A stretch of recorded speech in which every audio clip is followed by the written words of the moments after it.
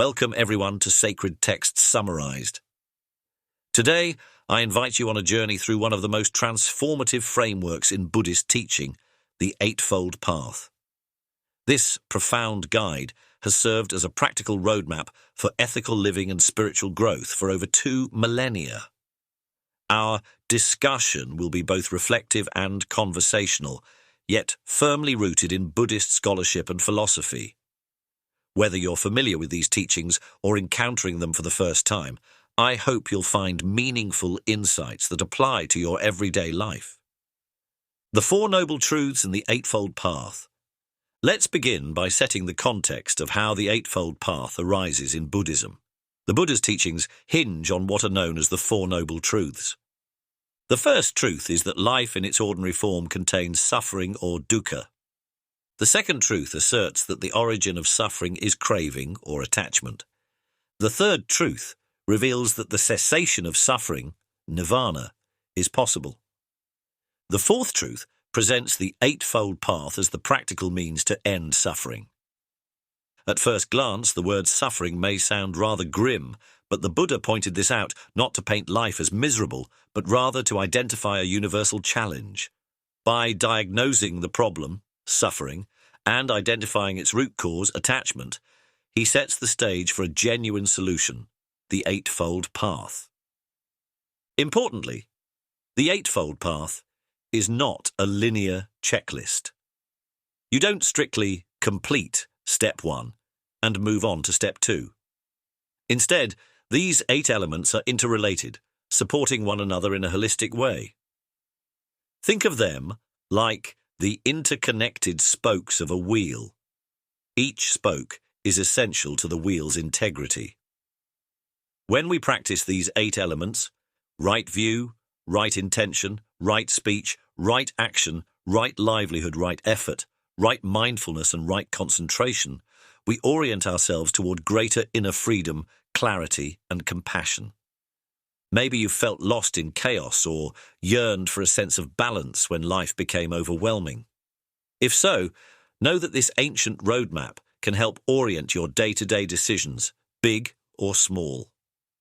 Let's explore each element in detail, weaving in both historical context and practical exercises to help ground these teachings in your own life. Segment 1. Right view, Samadhi. Our journey commences with right view, also called right understanding. It revolves around perceiving reality accurately, especially the truths of impermanence, suffering, and the principle of no fixed self. Imagine a flowing river. The water you see in one moment isn't the same water you'll see in the next. Everything is in constant motion and change, including our own bodies, emotions, and surroundings.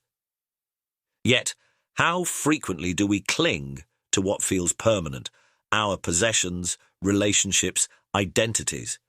We want them all to stay just as they are, and when they inevitably change, that tension becomes suffering. Right view encourages us to accept that everything is transient and interconnected. Rather than fearing change, we can embrace it as a natural rhythm. This acceptance transforms our experience. We become more resilient and open-hearted in the face of life's fluctuations. The 3 marks of existence: impermanence, anicca. All conditioned phenomena change constantly. Suffering, dukkha. Because we attempt to grasp what can't be held, dissatisfaction arises. Non-self, anatta. There's no unchanging, permanent essence we can pinpoint as I or mine. Collectively, these 3 marks shape a worldview that helps us navigate life with greater ease. For instance, if we deeply recognize that everything is in flux, we won't cling so desperately. When challenges come, like a conflict at work or tension in a relationship, we won't see them as permanent walls, but as states that can and will shift in time. Reflecting on impermanence. Take a moment to recall something significant that changed in your life recently. It might be a friendship that ended, a job you left, or a beloved pet that passed away. Notice any emotions arising. sadness, regret, relief, or gratitude. Then gently remind yourself, this too is part of the natural flow of life. By accepting impermanence at a heartfelt level, we soften our habitual resistance and open ourselves to new possibilities. Historically, when the Buddha taught right view, he challenged many existing spiritual norms. Instead of focusing on rituals or worshipping deities, he invited people to see for themselves how reality operates. This emphasis on direct insight, rather than blind faith, helped shape a tradition that remains deeply experiential. In modern life, right view might translate to a mindful approach to news, social media, and even daily conflicts. Instead of reacting impulsively, we pause to consider what conditions are causing this situation, and how might those conditions change. This pause can foster emotional agility, lessen anxiety, and broaden our compassionate understanding of others. Segment 2. Right intention. Samma Sankappa. With a clearer perspective, we turn to right intention, also known as right thought or right resolve. This facet focuses on our motivations, the mental engine that drives our actions. The Buddha identified 3 qualities that shape skillful intentions. Renunciation. Letting go of the craving and grasping that feeds suffering. Goodwill. Cultivating thoughts of metta, loving kindness, and empathy. Harmlessness. Avoiding ill will and hateful thoughts, aiming for compassion and forgiveness. Why are these important? Consider how a small shift in your mindset can change your entire day. If you wake up saying, "I'm going to make sure I get ahead, no matter who I hurt," your day will unfold in a very different manner than if you say, "I will be patient and compassionate toward the people around me." Our intentions set the stage for our experiences, molding how we interact with every situation that arises. Setting daily intentions. A powerful way to incorporate right intention is to begin each day by consciously setting a positive focus. For example, today, I will speak with kindness to my family. I will observe my impatience and let it go before reacting. I will find small opportunities to be of service to others. Although these may seem like modest declarations, their cumulative effect can be huge. When repeated consistently, they become part of your default mental state. This practice is like watering seeds of compassion and wisdom in the garden of your mind. Over time, they flourish, transforming negative thought patterns. We all face moments of anger, jealousy, or self-centeredness. Right intention doesn't demand that we never feel these emotions.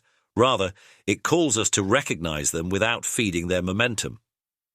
Instead of harsh self-judgment, we can pause, breathe, and pivot toward a more constructive thought pattern. This is the essence of turning from harmful intentions to ones rooted in goodwill and clarity. From a historical lens, right intention taught practitioners in ancient India to shift from rigid asceticism or purely ritualistic behaviors toward a more genuine ethical stance.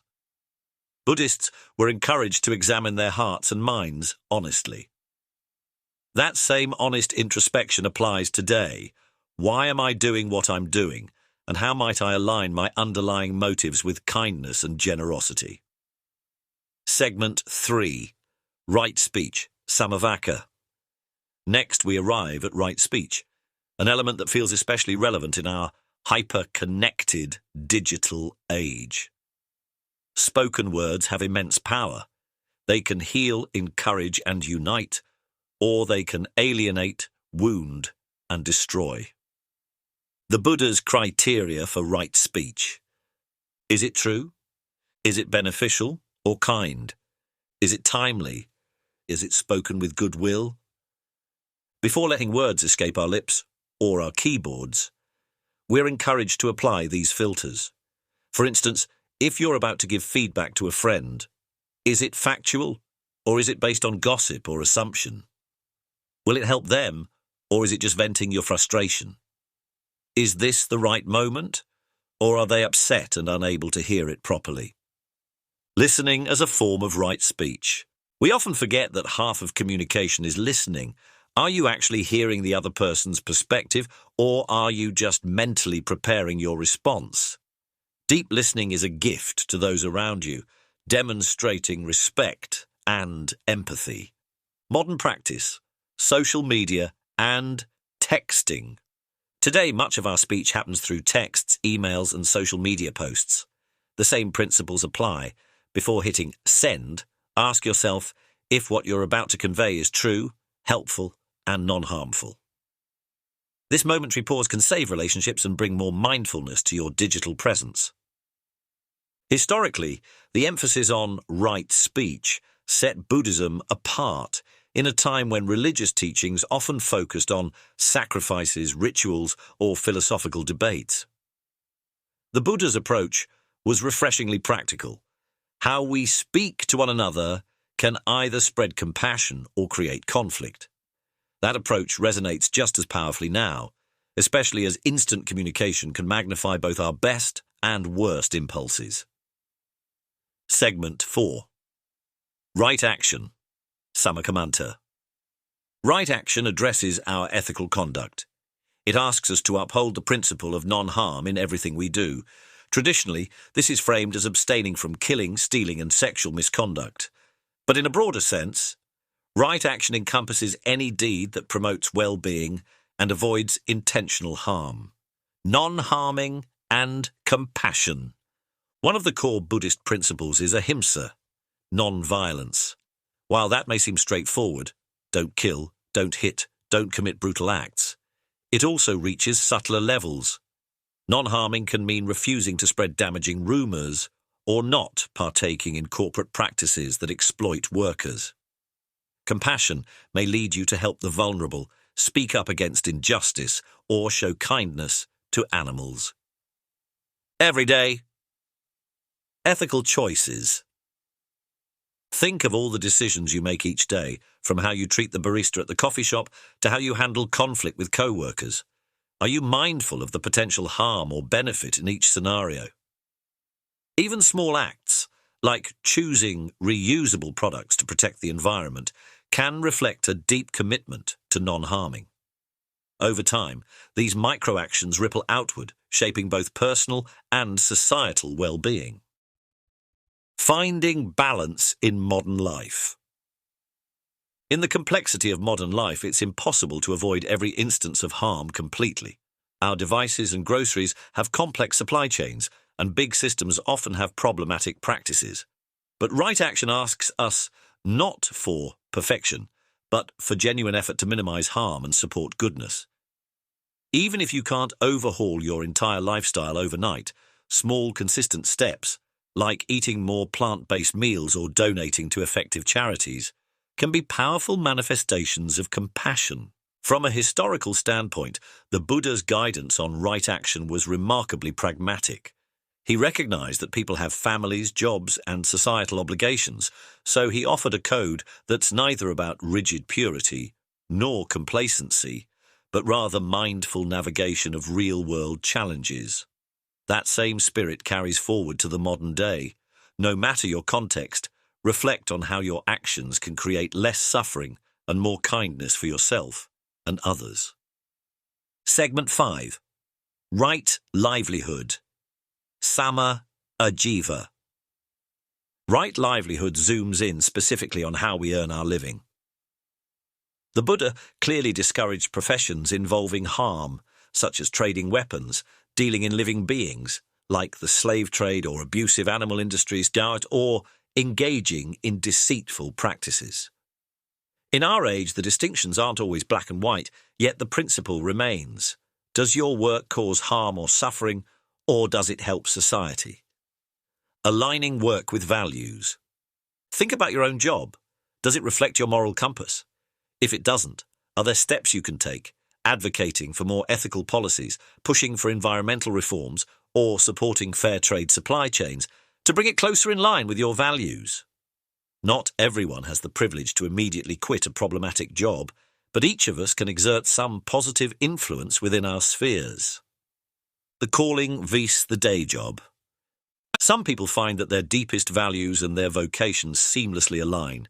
Teachers, healthcare workers, environmental activists, for example. Others may need to balance passions outside of the workplace with a job that primarily meets financial needs. Right? Livelihood is less about the title of your job and more about the sincerity of your effort to reduce harm and spread well-being wherever you find yourself. Historically, this teaching was radical in a society that often didn't question how wealth was amassed. By highlighting the importance of ethical earnings, the Buddha reminded people that spiritual practice is not separate from economic life.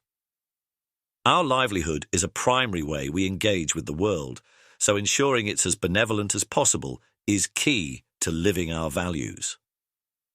Segment 6. Right effort, Samavayama.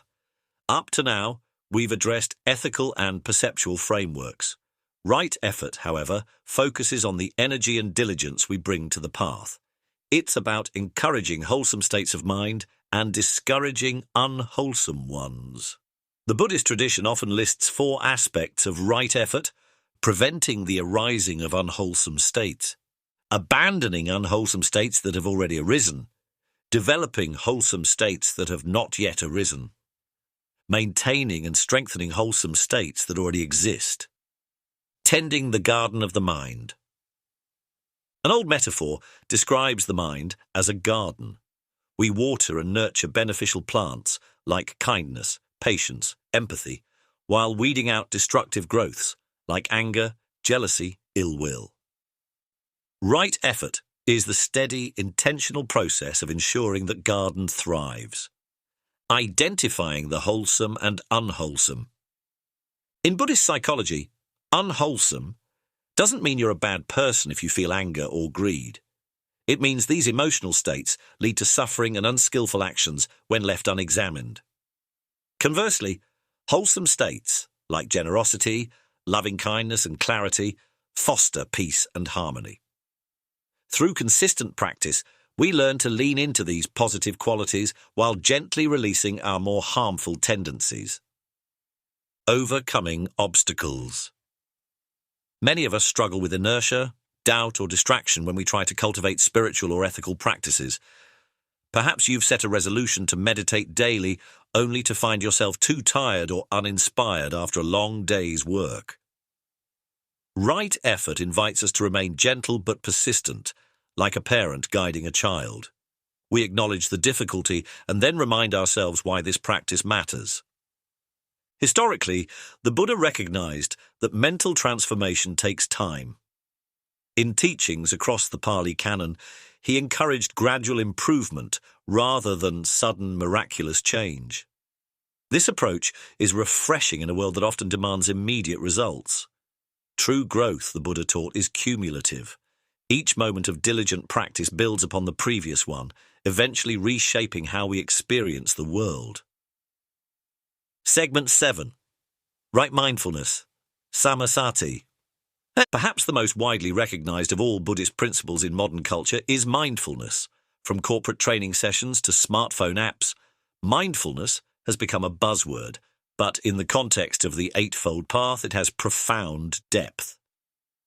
Right mindfulness is about awareness, paying close attention to the present moment with openness and acceptance. The 4 foundations of mindfulness.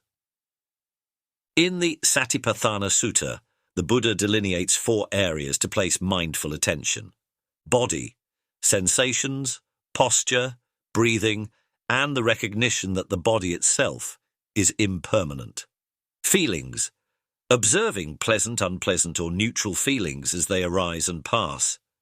Mind, noticing thoughts and emotions, including their transient nature. Dhammas, phenomena or mental qualities. Investigating specific mental states, teachings and patterns, like the 4 Noble Truths or the 5 Hindrances, in real-time experience. By systematically training in mindfulness, we become adept at seeing our inner life unfold without reflexively getting swept away. We notice anger as it begins before it explodes. We catch craving in its infancy before it leads us to unwise actions. Mindfulness in everyday life. Formal meditation is crucial for deepening mindfulness, but we can also practice in daily routines while driving, eating, or washing dishes. Any mundane moment can become an opportunity to check in with yourself. What am I feeling? Where is my mind right now?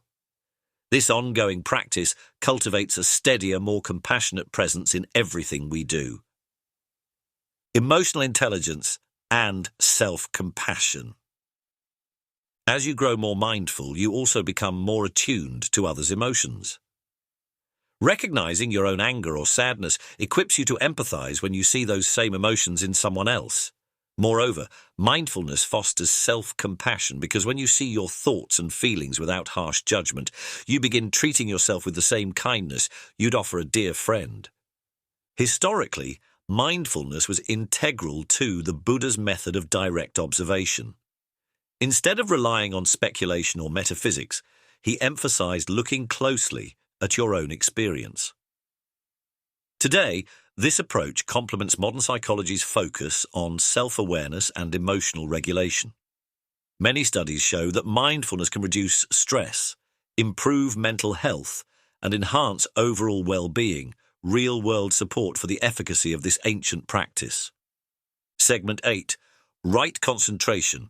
Sama Samadhi. Finally, we come to right concentration, which focuses on developing a stable and focused mind through meditation. In many Buddhist texts, this is associated with the deeper meditative absorptions known as the jhanas. These states are characterized by profound stillness, one-pointedness, and varying degrees of blissful or peaceful awareness. Developing focus. Concentration training can start quite simply. Choose an object, like your breath, and gently keep your attention there. When the mind wanders, which it inevitably will, bring it back patiently, without scolding yourself. Over time, your capacity to remain steady grows, and you may experience extended periods of calm and clarity. The 5 hindrances. As you cultivate concentration, you'll likely meet the 5 hindrances. Sensual desire. Craving pleasant experiences. Ill will, anger, resentment, or hostility. Sloth and torpor, drowsiness and lack of energy. Restlessness and worry, an anxious, unsettled mind. Doubt, uncertainty in oneself or the practice. Learning to recognize these hindrances is part of the process. With mindful awareness and the willingness to let them pass, the mind gradually becomes more collected and serene. Everyday relevance. Even if you don't reach meditative absorption states daily, any increase in concentration can transform how you tackle tasks. You might find that you can remain focused on a work project without succumbing to every distraction, or you can stay truly present while listening to a loved one. Over time, this ability to focus yields deeper insights, helping you see life's moments more vividly and respond more skillfully. In ancient times, the Buddha described the jhanas as powerful means to insight. While these states are sometimes portrayed in almost mystical terms, they are also quite practical, offering evidence of the mind's capacity for immense calm and clarity. For the modern practitioner, even a taste of improved concentration through consistent meditation or any absorbing activity can be life-changing. Interweaving the path. A holistic approach. Remember each of these 8 elements: right view, right intention, right speech, right action, right livelihood, right effort, right mindfulness, and right concentration fits together like a puzzle. Practiced as a whole, they enrich and reinforce one another. Perhaps your day begins with a short meditation, right concentration, and a guiding affirmation to approach conflicts kindly, right intention. You head to work, speaking with colleagues patiently and honestly, right speech. You remain mindful of your actions, right action, and consider the ethical implications of your work responsibilities, right livelihood. During lunch, you notice your mind drifting into negative thoughts and apply right effort to gently pivot to gratitude. You also remember that all situations are impermanent, right view, which helps you keep stress in perspective. In each interaction, you keep returning to present moment awareness, right mindfulness. Little by little, your entire life becomes an embodiment of the Eightfold Path. Extended reflections for each step. To deepen your understanding, here are prompts you can use for self-inquiry. Right view. Which situations in my life have I been resisting, hoping they won't change? How might acceptance of impermanence alleviate my stress? Recognizing the impermanent nature of all things helps loosen the grip of fear and attachment. Right intention.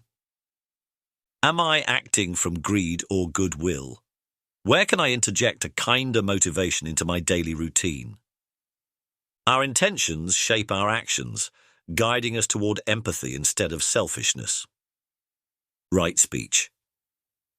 When I communicate, do I listen fully or focus more on what I want to say next? How can I refine the kindness and truthfulness of my words? Skillful speech builds trust, empathy, and unity in personal and social relationships. Right action. What small choices today can I make to reduce harm? Could I volunteer, practice random acts of kindness, or be more conscious of my consumption? Ethical living in small, consistent ways leads to a ripple effect of benevolence and peace. Right livelihood. Is my work harming or helping? How might I steer my career choices even slightly toward compassion and equity? Since work occupies a significant chunk of life, ensuring it's as ethical as possible is key to overall well-being and integrity. Right effort. Which of my habits bring me suffering? Which mental qualities uplift me? How can I cultivate more of the latter and diminish the former? Mindful effort is the fuel that sustains positive change over time. Right mindfulness. Am I truly present in my daily tasks, or am I lost in rumination and worry? Can I insert moments of mindful breathing throughout the day? Mindfulness roots us in the here and now, preventing us from becoming lost in regrets of the past or anxieties for the future. Right concentration. Could I dedicate at least 5 to 10 minutes daily to a focus practice like watching my breath? What impact does it have on my overall focus? Concentration stabilizes the mind, paving the way for deeper insight and more skillful action. In the Buddha's era, spiritual practice was often equated with elaborate rituals or extreme asceticism. The Eightfold Path represented a middle way that transcended both hedonistic indulgence and self-mortifying austerity. This sensible approach was and still is appealing to many because it's eminently practical. You can see the results in your own mind, body, and relationships without needing to adopt rigid dogmas. In modern times, elements of the Eightfold Path have found resonance in contexts like psychotherapy, e.g., mindfulness-based stress reduction, or MBSR, social justice movements, aligning with right action and right livelihood, and corporate ethics programs, think mindful leadership and compassionate communication. While these contemporary versions can sometimes strip away certain spiritual components, the core principle remains: reduce suffering, increase well-being. Addressing common misconceptions. Buddhism is pessimistic. Far from it. The emphasis on suffering is a realistic starting point. By understanding suffering and its causes, we are empowered to alleviate it. The teachings are fundamentally hopeful, pointing us toward liberation and peace. You have to become a monk to follow the Eightfold Path. Absolutely not. While monastic life is one avenue, countless lay practitioners integrate these principles into everyday life, work, families, communities. The path is universally accessible. This is only for Buddhists. The ethical and contemplative tools of the Eightfold Path resonate with universal human experiences. People of any faith or no faith can benefit from practicing mindfulness, compassion, and ethical conduct. Now that we've walked through the Eightfold Path, perhaps you feel an inkling of how to apply it in your own life. Remember, these teachings are not just philosophical ideas, they're daily practices that shape our moment-to-moment reality. Whether it's speaking kindly, being more mindful of your relationships, or finding more ethical ways to navigate your career, each step can create profound ripples of positive change. Try this. Over the coming week, select one element of the path that resonates with you. It might be spending 5 minutes each morning setting a compassionate intention, or making a conscious effort to practice right speech when tempted to gossip. Notice any shifts in your well-being or in how you interact with others. In time, you might choose another element to explore more deeply. Layer by layer, you'll find the path weaving into your life as a holistic tapestry of mindfulness and ethical wisdom. Change is rarely immediate or dramatic. It's often subtle and accumulative. The Buddha himself taught the importance of patience and gradual transformation. Each good-humoured attempt to be mindful, each small step toward compassion and away from harm matters. Over months and years, these tiny shifts gather into a profound metamorphosis, a calmer mind, a kinder heart, a clearer vision. Thank you for spending this time exploring the Eightfold Path. May these reflections guide you toward greater peace, integrity, and genuine connection. And remember, as you walk this path of mindful awareness and compassion, you also light the way for others. In that sense, your personal practice becomes a gift to the wider world, rippling out in ways you might never fully see but can certainly trust to do good. Until next time, this has been Analects of Wisdom. May you walk with clarity, compassion, and unwavering mindfulness.